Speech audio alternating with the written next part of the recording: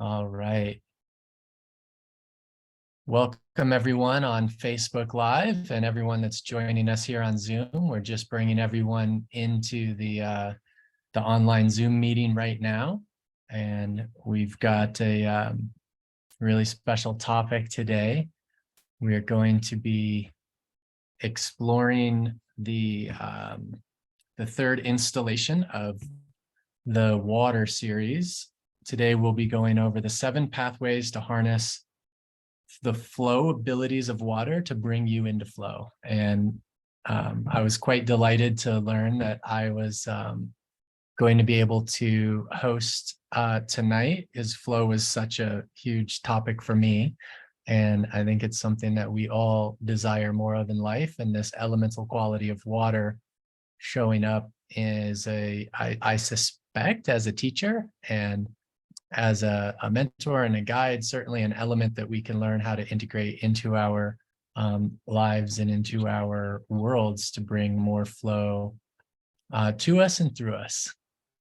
So quite fun to see what coalesces today.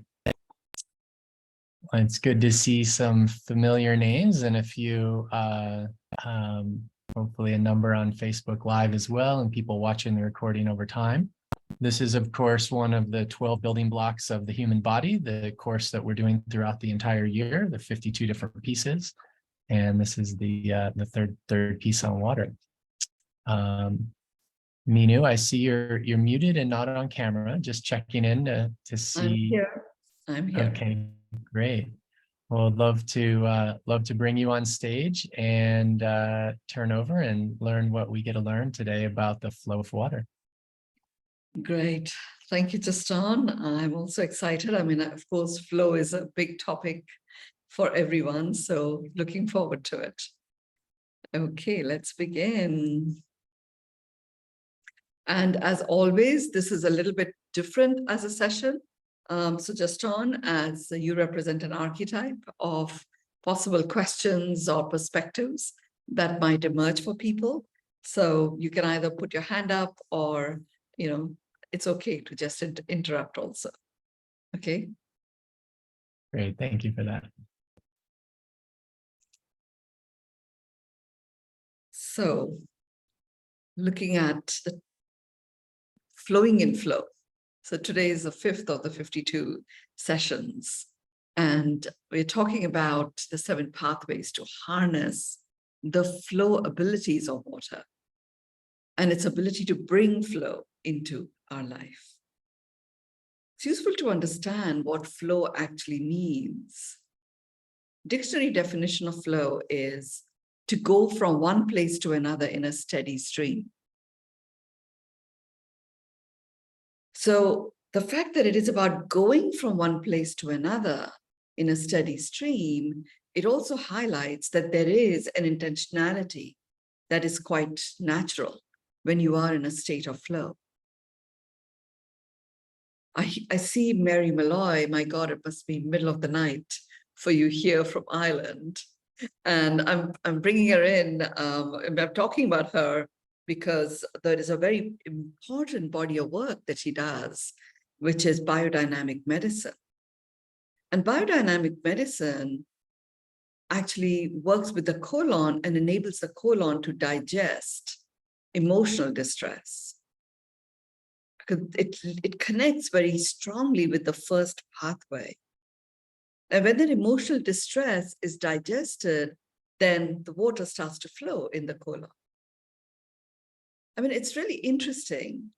Mary Malloy has worked on me, and I've seen her working with many people in the past. She has a sound box connected to a stethoscope.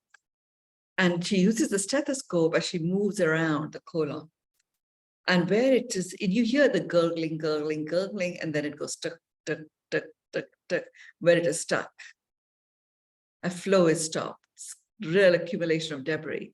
And as she does the work, and often the work is done without touching you. It's often done just with her conversing and moving energy across. It's like you actually hear the colon digest, and that the gurgling begins naturally again. My partner, who had a stroke and had completely lost his writing ability, he could understand, but not necessarily communicate back. And when that occurred, there was so much that we did together that even if he was to give me power of attorney, he needed to sign his name, and he just wasn't able to. And I didn't even understand whether he understood what I was asking him to do, but he just wasn't able to. I remember there was like a 4-hour session that Mary came and did with Phil. And we had a big flip chart. And I remember Mary saying to Phil, because whatever that emotional distress that was holding him back from writing his name, it's like he had gone to a state, unbeknown to him or unbeknown to us why that was, but whatever the reality was, we were dealing with a physical state that he wanted to like forget his whatever identity he had given himself. And a part of that was signature. And at the end of this, you know, Mary just very lovingly was talking to him, reminding him to return to remembering his identity. And then she said, Phil, take the pen and just write your name and see what happens. And with hesitation, he picked the pen. Hesitation to me was good because before he just wouldn't understand what was being asked of him. Hesitation to me meant he understood what was being asked of him. Picked the pen and he wrote his name. And then what is your signature? And he actually signed as well. And this is just straight after 4 hours of her working. With the body of that science of biodynamics very much works with this specific session that we are doing, flowing in flow. Because when we have emotional distress, you're not flowing. And of course, flow itself is missing. And when you start flowing in flow, many of the old remembrances that you may have put away or hidden away start to return. Hence, flowing in flow is a very important gift. We couldn't have actually gone to this space of water until we had done the purification, which we did the first time around, and until we had actually understood the fullness of the identity of water. So let's look at the first pathway. Water as an element. The power of water as an element. Water washes away the debris and it brings flow. Now, for us to be able to, so the first pathway is debris identification. And debris identification is relevant because water washes away the debris as an element, as one of the 5 elements, and it brings flow. What is debris? Debris is scattered pieces of rubbish or remains. Scattered pieces of rubbish or remains. If you've actually collected stuff and you haven't looked at it for a long time, you may not find that that is scattered, but it certainly is remains. If you haven't looked at something for a long time, however organized it may be, you know, if you wish to bring flow with conscious awareness, then look at it. Otherwise, the moment you turn on the water as an element, that will be classified by water as debris. So you may as well, from time to time, go on a debris audit and look at what is debris. I find for me that, you know, when I move homes, like I just moved from one place to another, it's the perfect time to do a debris audit and clear out. Now, you don't have to engage in moving homes. That's like a really big, huge choice that you have to go through. But what you can do is schedule a debris audit. I personally find, and I actually call it the JEGO audit of whatever I'm storing. I call it, rather than debris. Debris it's not very motivating to me. but JEGO is Joy, Ease, Grace, Omnipresent. So when I do a JEGO audit, I literally take out everything in my cupboards. So I don't have to do it every time. You can do once a quarter. When living in India or when I was living in Bali, there's often quite an accumulation of moisture or dust in the cupboards. So it was just healthy to do a JEGO audit or debris audit once a month. And I did it once a month. And it then became a habit. And I just do it once a month. It feels like, are you crazy emptying all your cupboards on your bed once a month? But actually, not a lot accumulates. There isn't that much that's there. It only goes from bad to worse when you don't look at it, when you ignore it. So it might seem scary, but actually it isn't. So you may as well get started sometime. The debris identification using the JEGO audit method is you put everything on the bed and then you pick each one, hold it close to your heart. Does it bring me in a state of JEGO? Joy, Ease, Grace, Omnipresent. If it does, it stays. If it doesn't, it doesn't stay. And it does not go straight back in. You really do wipe clean whatever surface that stuff was in. So identifying debris allows water to do its thing. Now, when you are doing this is a physical debris I'm talking about, but we live a full spectrum life. Water as an element affects us, impacts us in a full spectrum way. Enables you to thrive physically, mentally, emotionally, spiritually, socially, and environmentally. So useful to start with a physical audit, physical debris identification and a JEGO audit, because it gets you into a conscious awareness in bringing flow into your life. And then you go into your mental audit. What's the debris that has accumulated in your thoughts?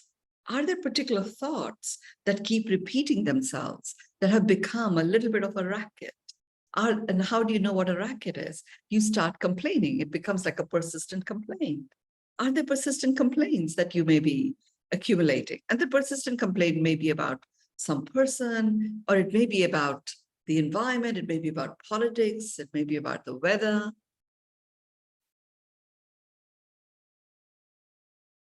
You know, when I did this, I mean, this is quite a useful thing to do once a week. You know, really great to keep your mental thoughts flowing. Because the moment debris comes into your mental thoughts, it's like you start the survival instinct or survival fears start to come to a boil. And when you are in a state of survival, you're actually not thriving. And you're not engaging in strategies that are regenerative. So as a result, there's a lot of stop, start that starts to occur. So once a week of mental debris identification is quite a good rhythm to follow. And all you're examining is, are there thoughts that are debris? Now, when I was working with someone, we found that it wasn't particular thoughts, it was a habit of just overthinking. And in that overthinking, this person wasn't able to identify any particular thought. But when we looked at what was at the root of that, this overthinking approach, what was propelling it was the energy of fear, as in false expectations appearing real. So then the audit became that of expectations, because all expectations are false expectations. There's nothing real about any expectation, it doesn't exist. So when you are completely surrounded by or overwhelmed with expectations, very hard to make choices. Because you start rationalizing why, why that expectation is very legit. And you start experiencing what comes next in terms of debris identification, which is the emotional impact, holding on to those expectations, holding on to being right about, your entitlement to those expectations. What emotions are generated with that? So the emotional debris identification is all about entitlement. Where do you feel entitled? People often confuse feeling entitled to feeling worthy. There's nothing, it is not a function of your worthiness to feel entitled. You are worthy. Nobody can take that away from you by going into, I'm entitled to this love. I'm entitled to this respect. I'm entitled to dignity. It does not bring it to you. But you recognizing that you already are worthy. Whether somebody else does anything or not, doesn't matter. So when you're identifying an entitlement, in doing so, you are using the power tool of acknowledgement, and you start to wash away the debris. That process automatically begins. Especially when you say, I'm using the debris identification pathway to start flowing in flow. Water is invoked as an element.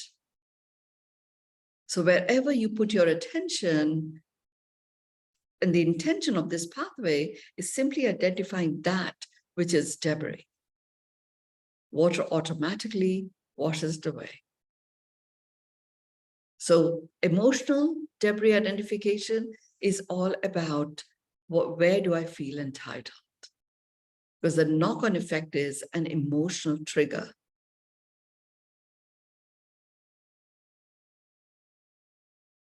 And then you go into the spiritual debris identification. This one is interesting. There is a spiritual snobbishness that sometimes starts to set in when you start connecting to revelations, or you start implementing many of the things that I talk about or other spiritual teachers might talk about. And you're starting to feel really good. And it often begins with feeling sorry for those that don't get it. But anytime you are in any of those kind of emotions, feeling sorry for another, or feeling you are holier than thou, better than someone else, you're actually disconnecting from the spirit of you. Why you're disconnecting from the spirit of you is because the fact that you are born on this planet is a place of relationships. It's a playground of relationships. So in this playground of relationships, it's all about relating. Therefore, it is about collaborating, co-creating. When you go into, I'm better than another, because I am doing some certain things, or I have something more or better than someone else, or you start feeling sorry for someone else, you are actually disconnecting from the unknowingness that you are a soul being and so is another. Every living being is a soul being, and they're in different disguises, and they're having their own experiences. And those experiences are a function of their choices. And they're totally worthy and entitled to their choices. Who are we to say that feel sorry for someone else? What do you say to another, you say to yourself. What do you say to yourself, you say to another. So there's a phrase that Indians often use. They go into, oh, poor thing. Oh, you poor thing. Why do you wish to say that to yourself? There's nothing poor about the other person. The other person is just simply sharing an emotional experience. And it's like, wow, so amazing that you do feel this emotion. Really appreciate you sharing this and trusting me with this emotional sharing or an emotional outburst. This keeps you in a state of being an observer, knowing that someone else's emotion is nothing to do with you, and it is not about you, even though it may actually be projected on you. You're not the projector. You don't have to be the receiver. At best, you're a screen on which this projection shows up. It doesn't become you. So the spiritedness, the spiritual part, debris identification is where you disconnect from this collaborative co-creation of coexistence. That's the debris. Are there people in your life you feel sorry for? Are there circumstances you feel, sad about? Is there a lot of good and bad going on in your life? This is good, this is bad. I should do this, I shouldn't do that. They are all, spiritual debris. Should not, need to, have to, spiritual debris. These are ways in which you keep yourself away from choosing to show up in your regalia, in your magnificence.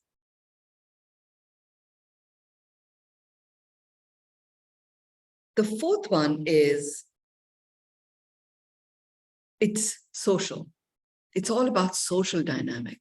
There are many, many, many pieces of debris that start to accumulate in terms of social dynamic. I've just lost that touch in my voice. People just don't listen to me anymore. They used to. Or people just don't take any notice of me. All social debris. I have to really scream to get my point across. I've got a business collective here in India. And initially, as I was talking to business leaders, when I would visit their workplaces, I would hear a lot of very loud voice talking going on. And particularly, when the status between the person spewing out commands and the one receiving was quite a lot, I would experience that loud speaking. And I asked someone, why is this? Why is it? Why are people wanting to speak so loudly? And he says, well, the person just won't act if you don't. I said, well, how do you know? Don't know. That's how it was when I came in. And I've just carried on. So I don't know, actually. And that's a social dynamic. We've just created the dynamic. There are many, many stories around social dynamic. You have to, and the social dynamic is really reflected through filters. So if you have filters through which you listen or evaluate certain situations, it actually prevents flow. Each filter accumulates debris. It becomes that accumulation point. And you see it on the road sometimes. Where people start throwing rubbish, nobody asks anyone, they just assume it's become this pile, this rubbish bin. And others start doing the same. It doesn't have to be that way. We are creating the social dynamic rubbish when we start listening through filters, when we start judging and evaluating. You're actually starting to interfere with the flow of water in your own bodies. The flow of water in your own bodies, when it is interfered with, immediately brings blockages in certain organs of your in your physiology. And then you start experiencing physical discomfort. Happens very, very fast. Sometimes that physical discomfort may be a mutant rapid multiplication of cells that can become a tumor or a cancer. When you operate from a state of fear, then fear is the root cause of all cancers. Depending on which organ system is weak, the cancer goes there. But fear is at the root of it.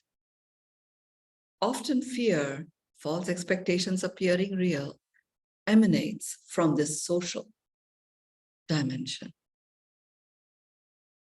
Heart disease is rooted in grief.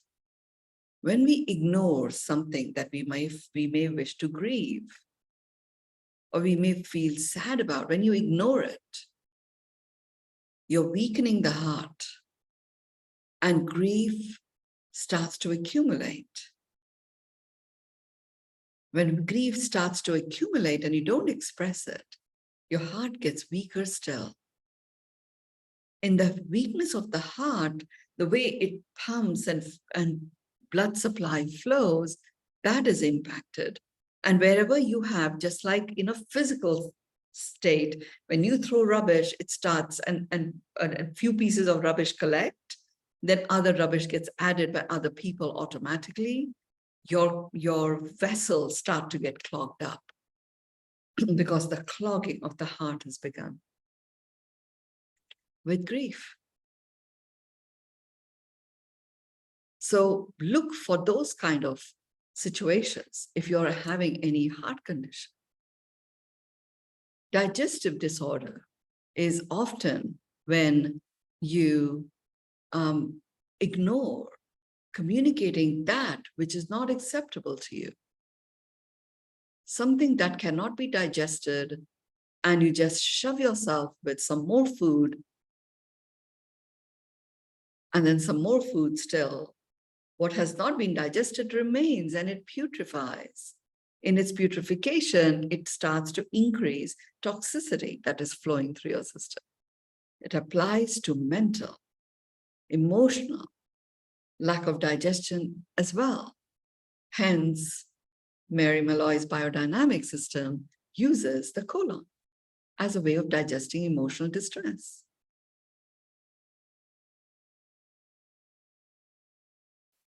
So this is all to do with social dynamics. The environment, if your environment is one of judgment, and there are certain people that are missing and you form a judgment about people. I have a very dear friend, and she is phenomenal in the amount of spiritual work she does, and the way she creates certain things, the way she gets projects from start to finish, absolutely admirable in how she goes about it. But there's one story that she holds on to. Everything about this planet is absolutely exquisite and beautiful. The problem are the people. And I mean, she was the first one I heard it from, but I do hear people talk about this in different ways. So she's collected such mountains of social debris. So even though she does all of this other stuff, she constantly finds her life force is depleted. Exhaustion and tiredness is constantly creeping in. She's having to really work at it because she's not wanting to let go of people are the problem. In a planet that is a playground of relationships, there will be all sorts of relating that will be called for, including those of your kind. So people are simply there. So people are a problem is just accumulating. I remember her coming to visit me here in India, and where I used to live, Faridabad, just on, you've been there. You know, as you travel to Faridabad, you see this, you actually drive through these man-made hills that are made of trash. Hills, like we're talking about really hills of trash, you know. And I was saying to her, this is what is going on for you. You have these mountains of debris. We are like nearly 8 billion people here. So just look at what is this debris that you've created. Her listing filter of people was the first accumulator of debris. Listing filters is a way to access that. Environmental debris is, you know, environmental debris. What do you have that you recognize as trash that you keep tolerating in your environment? And what can you do about that without being in the state of, you know, or hoity-toity about it should be this way, it should be that way. Just get on with it. So the first pathway is that of debris identification.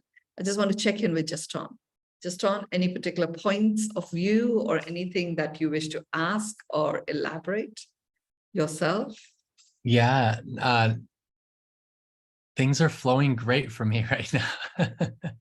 Okay. I'm really appreciating the way this is cascading through the different aspects, the mental, physical, emotional. Thank you for checking in. No questions. Great, great, great. Let's go to the second pathway. Since we are talking about water as an element, washes away the debris and brings flow, then the second pathway is flowing recognition. Recognizing what flowing feels like. Recognizing what flowing experience is made up of. Now, the way to do this is to go back and look at different elements, different times in your life. When I did this for myself, I literally just went into a state of flowing. I looked at the last 5 years, and then last 10 years, and then last 15 years.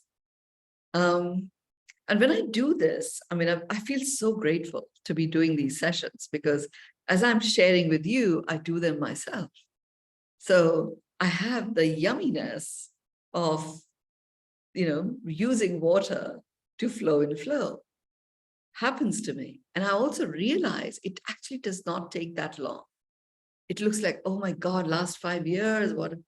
And then the 10 years before that, and I'm whatever age I am, it's going to take forever. It actually doesn't. Flowing recognition. Where was I flowing? When you are flowing, it is frictionless.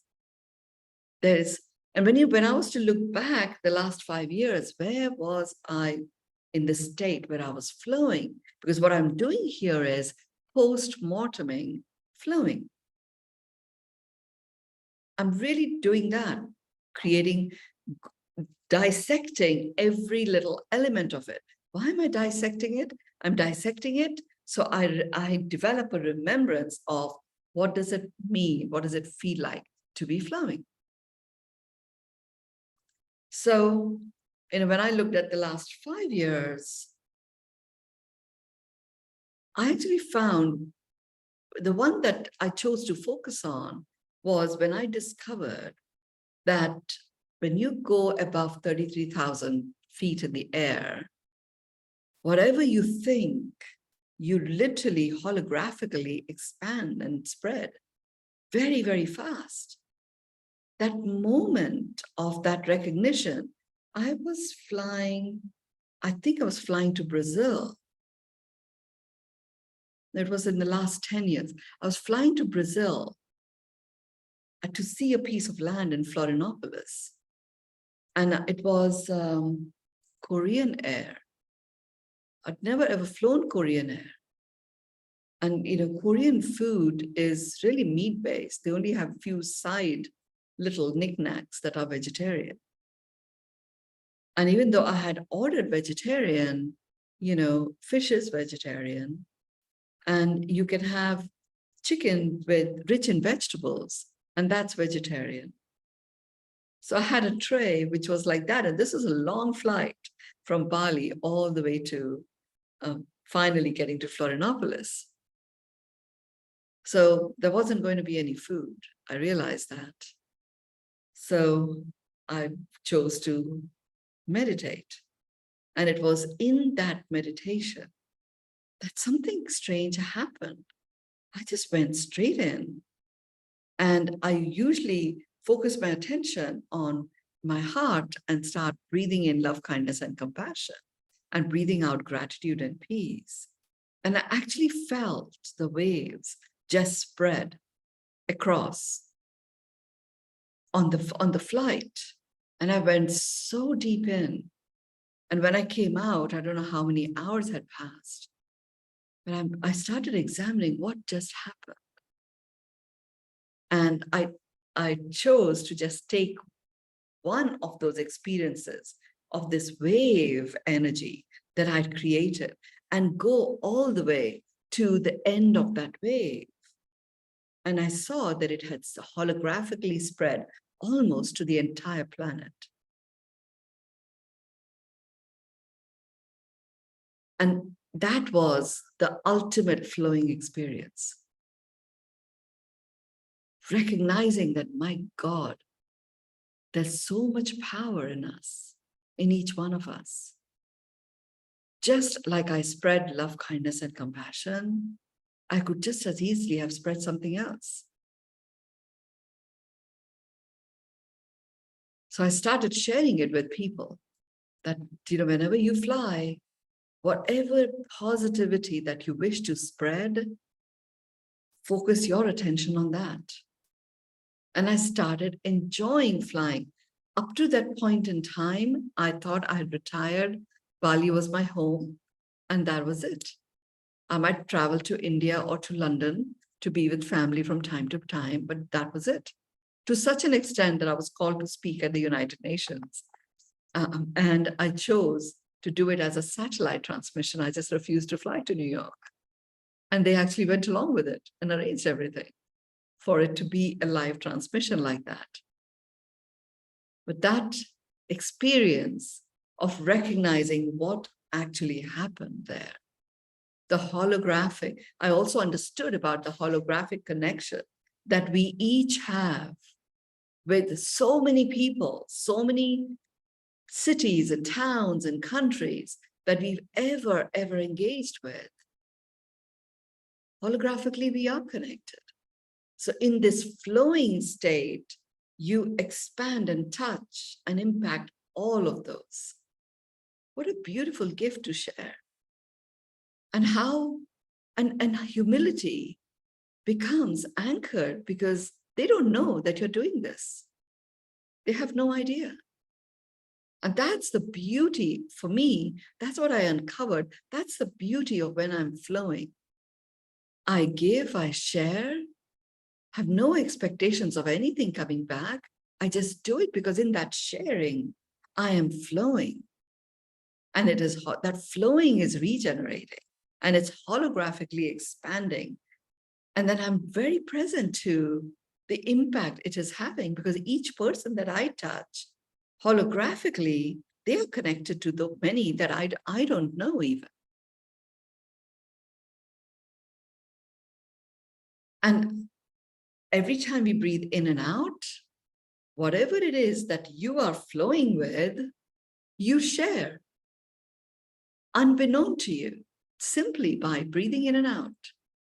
The gift of life is given to, us two-legged and four-legged living beings. The multi-legged living beings, such as trees, don't have the breathe in and out. They are just simply in a flowing condition, always. Even when they are being chopped, they don't go into, oh my God, they just go into, okay, time to release some spores. So us being removed here as a tree can continue the connection and connectivity between the plant kingdom through mushrooms and spores. A topic for another time. So recognizing post-mortem where you have had this experience of flowing, and what does that actually look like? Little did I know that experience, the fact that that gift of recognizing flowing happened to me on this rather long and multi-step staged flight, shifted my perspective about flying. And I started enjoying flying. And I started experiencing joy as I enjoyed it. And it landed me in joy, and joy started flowing. Pretty infectious, actually. So when you engage with the second pathway, go into where you recognize you were flowing. And was there an even more advanced stage of flowing? And once you get that, then you go into what were the characteristics of that experience? Where in my body did it feel the most? Look, on this planet, we are all vibrations. Everything is only a flow of energy.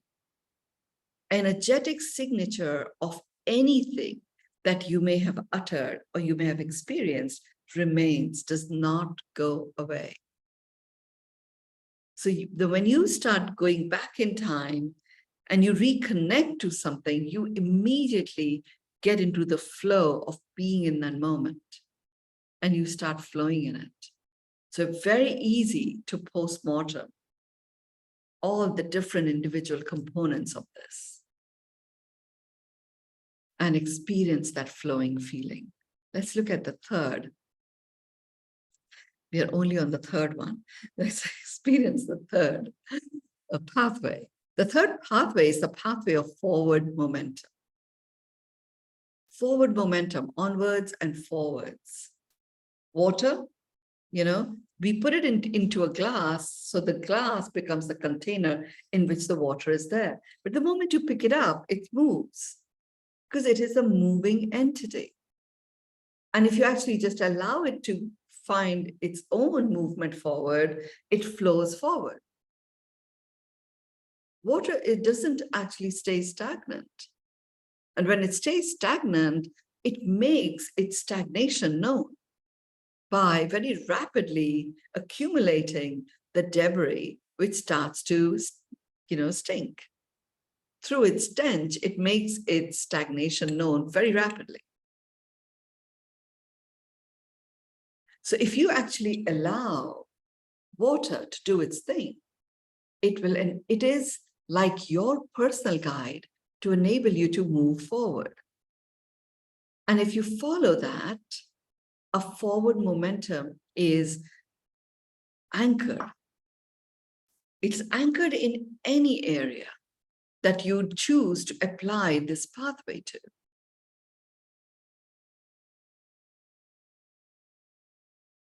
So with, like, for example, the World Dignity Forum, I've chosen to anchor this pathway to that, knowing that the World Dignity Forum is where solutionaries gather with solutions for some of the world's most pressing concerns.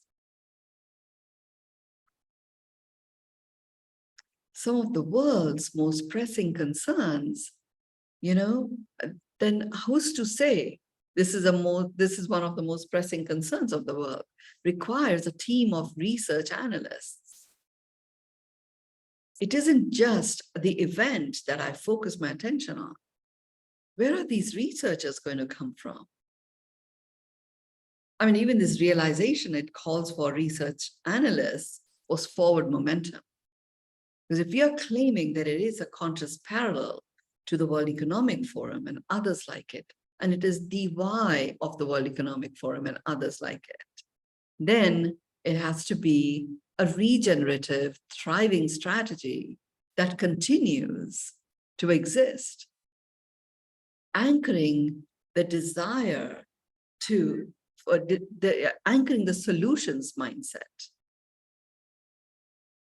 anchoring an approach in which humans discuss solutions as opposed to getting consumed by problems.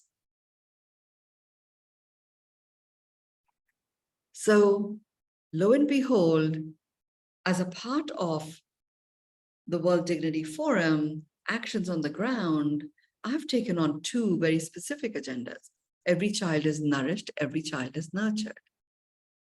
And every child is nurtured, I took up as a way of educating young adults and women who are the producers of the next generation, as well, birthers of the next generation, with these 7 habits of inspired leadership. Now, the amazing thing was, because I got into this pathway of forward momentum, utilizing the power of water to bring that about, opportunities started appearing where I could show up in educational establishments and share these 7 habits with teachers and with students. And an amazing opportunity showed up. I think there are several videos of that on my Instagram channel. And these were first-year students. And I shared what I shared with them and asked them, would you like to see this as an integral part of your curriculum?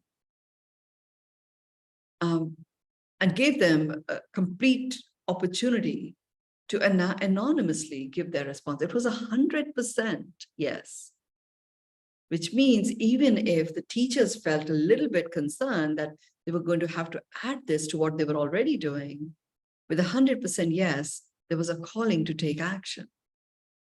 And lo and behold, India is one of the best places because you suddenly multiply numbers very, very rapidly. And that project has now got forward momentum. I'm doing a 3-day immersion, introducing a collection of 7, heads of 7 in 7 such institutions, and several industry people that are going to place these students, as well as certain government individuals as well, so that we can together look at, well, which aspects are online, which aspects are self-paced, which aspects are live. That's starting to happen. And you know what? I have access to so many students to create my research and analysis team as a project that some of the best students come together and implement. It was amazing. I mean, and I have someone who's chosen to take the lead on this. And it just came about because I said, I'm using this pathway to progress this project as with water as my comrade, to make it happen. You can do the same. The question, Mynoo, and I know we're very tight on time. I'm curious if there's a tactic or a strategy or a mechanism for leveraging the forward momentum of water in the examples you just shared. So the main thing is to know that, when you're bringing water in, it flows. It just moves forward. That's all. That's what it does. The fact that it's like onwards and forwards, you can put obstacles in its way, it will find its way around it. Or it will start corroding them and still find its way forward. It's very powerful. That happens naturally. Use that as a metaphor. So I first used it as a metaphor. I realized the power that it was water that was really powering me forward much later.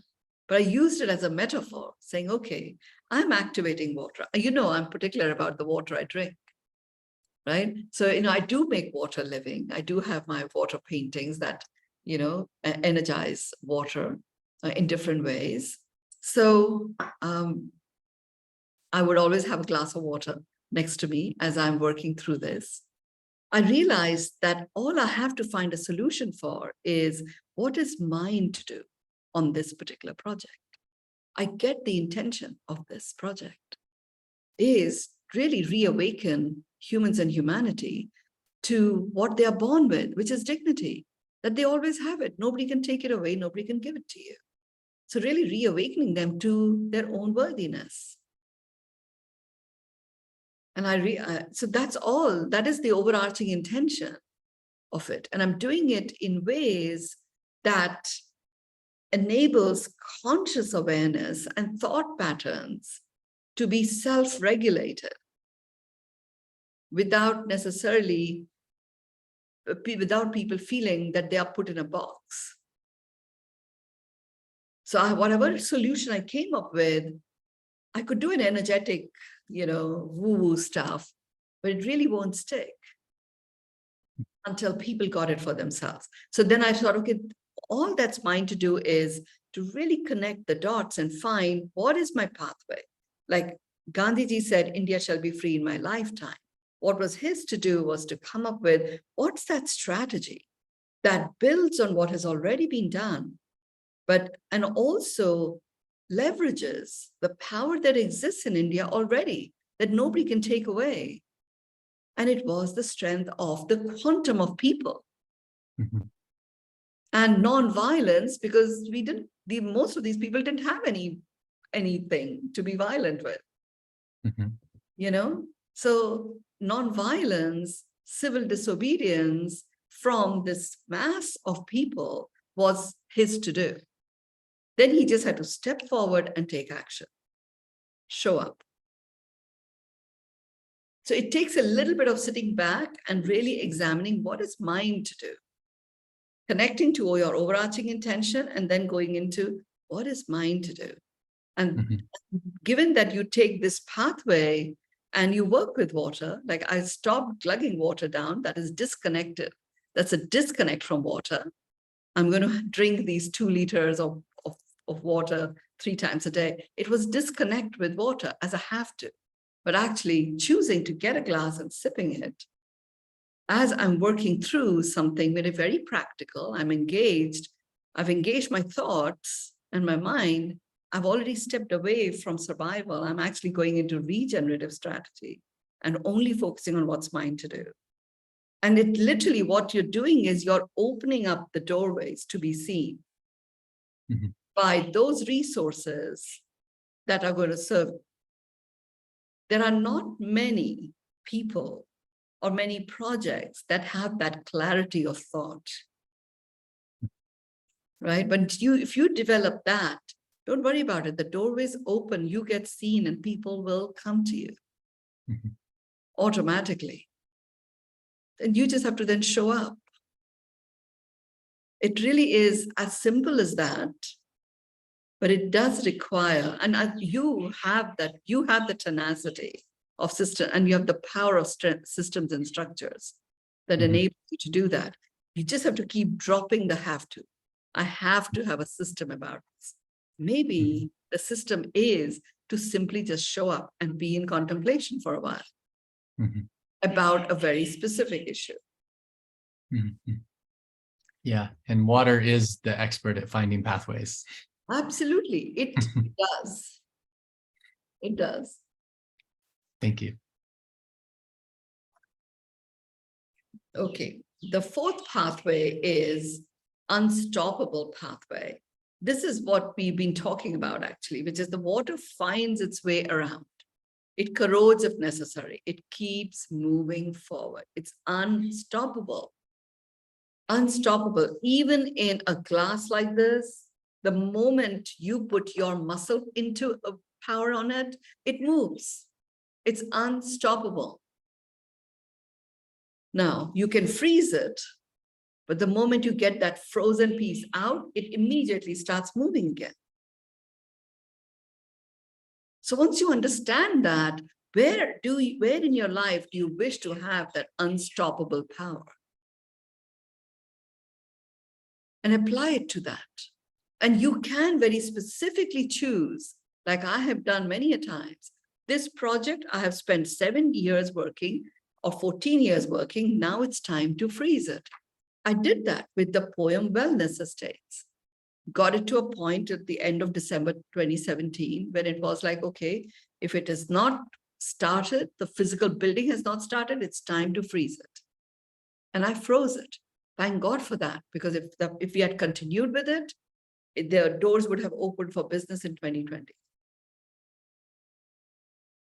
And a huge amount of money, time, vitality would have been lost, taking decades to recover from that.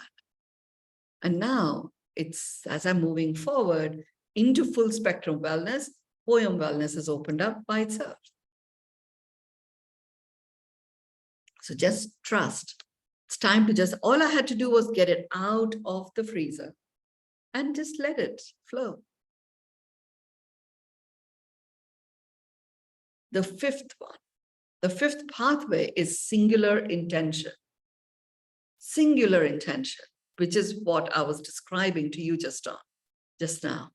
Having that singular intention and then singular intention again on what is mine to do in that respect, that starts the ripple effect.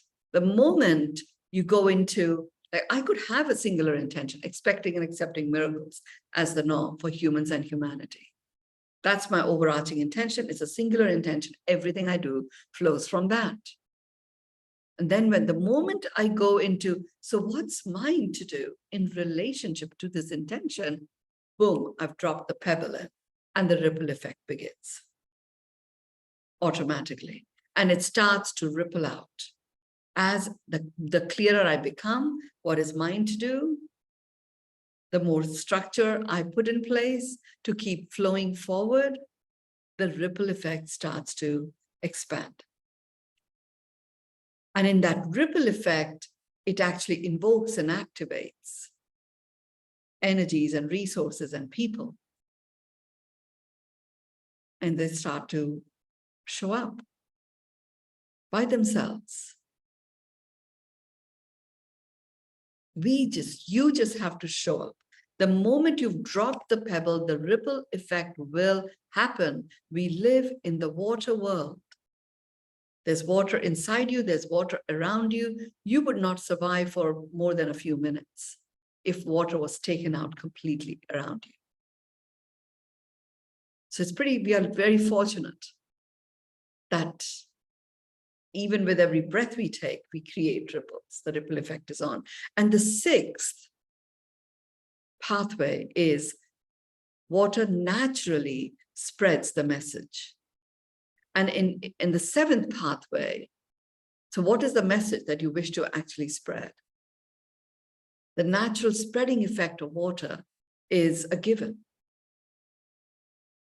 Now, when you choose your message and you embark on this pathway, you then allow yourself to work with water as a comrade to find the most appropriate pathway to amplify your message. And the seventh one is it coats anything. It's a coating pathway and it's a knowing of that water coats anything that it touches. It may not become completely wet, but it certainly will get coated. So when you're clear about your message, you have the singular intention, the ripple effect starts to happen as the water starts to touch those that come in its way. If it is a big block, it'll find its way around it, and it will still touch that block. It'll still coat it. Not necessarily all of it, but it'll coat wherever it touches. Which means if you have that singularity of intention, that message will be spread. No question. The holographic expansion of who you are, what you stand for, what is it that you are choosing to bring forth, the clearer you become, you're in the water world, it holographically expands unequivocally. Just simply know that. Over to you, Justin. Beautiful. Thank you so much, Mynoo. It's always amazing to see how these flow. I felt like those last 4 points in 5 minutes was like elemental kung fu. And I really felt like I am water in the water world, and this is how to be and make things happen. So thank you for sharing this wisdom. Thanks everyone online and in Zoom and on Facebook for joining us. And we look forward to doing this again next week, same time.